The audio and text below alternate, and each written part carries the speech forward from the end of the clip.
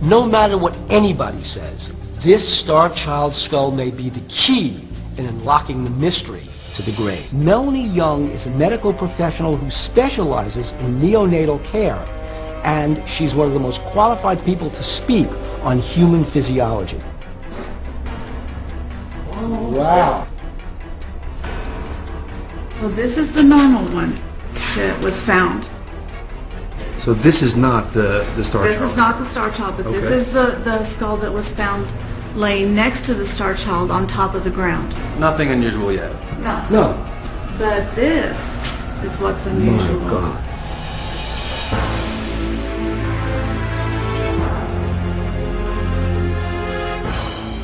So this is the famous Starchild Skull. Yes, it is.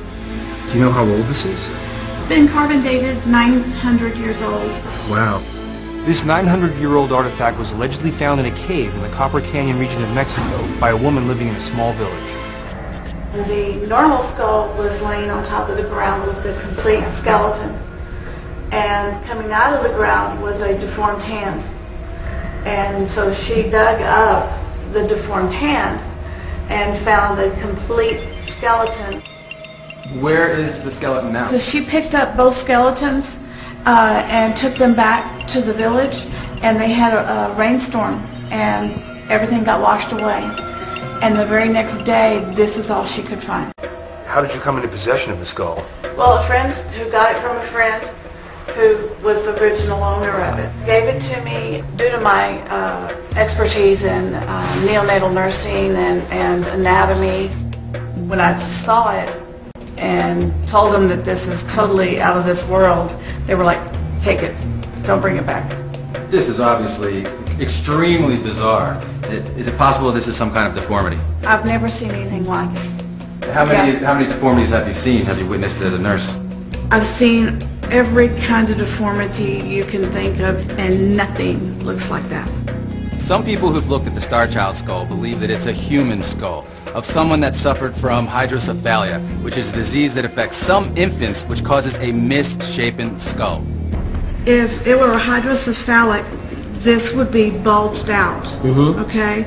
But only one side would be bulged out, or the back would be bulged. It wouldn't be symmetrical like that is. So a hydrocephalic skull is asymmetrical. It's asymmetrical. And this skull is symmetrical. It's completely symmetrical. If that were a hydrocephalic, the bones would not be connected. There would be no skull.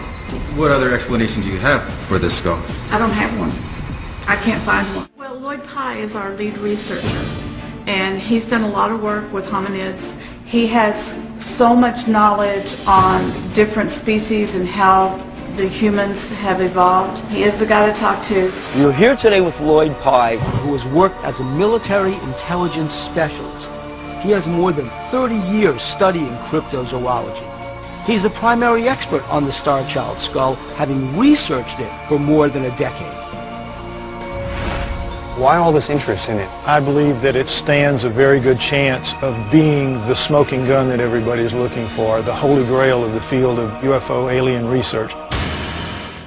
Could you walk us through the main differences between the Starchild Skull and a normal human skull? The eye sockets of a normal human are about 2 inches. Starchild's not even 1. There are no sinuses in here, no upper sinuses at all. And you turn them around, you notice that the chewing muscles that come up through here and spread out to attach your jaw and chew cover quite a wide area here. With the Starchild, it's much reduced, so we have a much smaller, much reduced lower face. And there are fibers woven through the matrix of the bone, which were found under a scanning electron microscope. Does this skull have any fibers at all? No skull of any kind of primate that we know of, or any really bone that we know of, has those kind of fibers. They seem to be unique to the Starchild.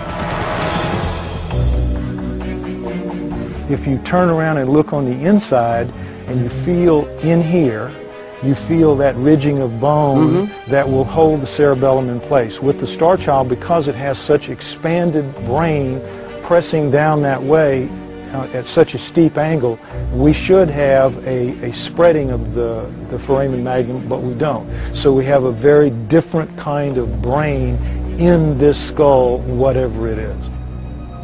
Now, if you stick your finger in the foramen magnum hole to simulate a neck, right, you see how the human is there, so it would be like this, but the Starchild's actually balanced like this. So it's kind of like a misshapen golf ball on a tee. It's very different from the human neck in that it's half the size and it's centered up under the head. We've had the DNA of the human tested fully recovered, no problem, normal human being. But in 2003 we found that the DNA of the Starchild was very different. While we could recover its mitochondrial DNA, which comes from its mother, the nuclear DNA which contains the DNA of its mother and its father, we could not recover that, which indicates that there's something very unusual, if not completely different, about the father. Where is the mitochondrial DNA from? In all of our cells we have cytoplasm.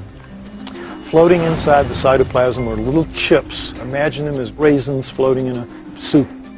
Those little mitochondria come down from your mother. Is this the mother of the skull? Is that what we're saying? We have been able to prove that is not the case for sure. They are not genetically related. To your knowledge, is there any reason why the nuclear DNA was not recoverable other than the fact that it's not a human father? If the father had been human, all indications are it should have pulled up very easily with the primers that were used, but it didn't, so we can only conclude that there's something very unusual about the father.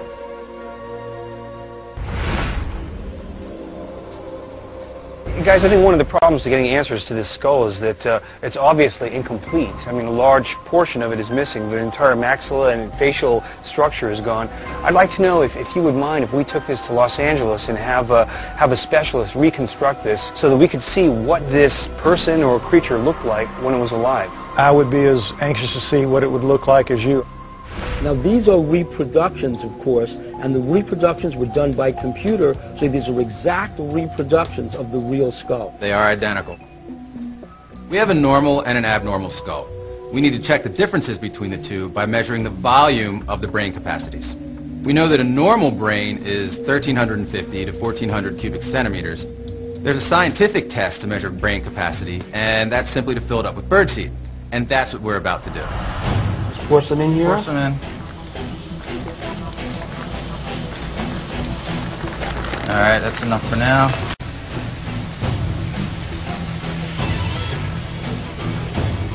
Here's Pat pouring and pouring and pouring.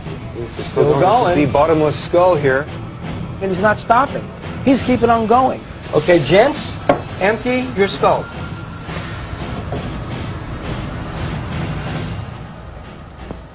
$1,250 milliliters. That's a lot of birdseed. I don't think there's more birdseed in that skull. I don't think you can come to a conclusion until you've finished the experiment, right? That's real science, isn't it? Very true. Mr. Science Guy. Okay. So that's 1,000? That's 1,000. Just about. And the rest is all gravy. Visually, from the outside, the normal human skull actually appears larger. So it's strange that the Starchild skull would be getting so much birdseed in it. It's more. Holy mackerel. There are exactly 200 milliliters more in the Starchild skull. Now this is a huge difference. We're talking about 15% more brain capacity here, which could completely bulge out a normal skull. We're at the Cinema Makeup School in Los Angeles, California, where we're meeting with Robert Lindsay, who's a special effects expert. He's going to help us reconstruct the Starchild skull. I'm a technician. I know about jaws and muscles of the face. This comes with a profession. The lower jaw is missing.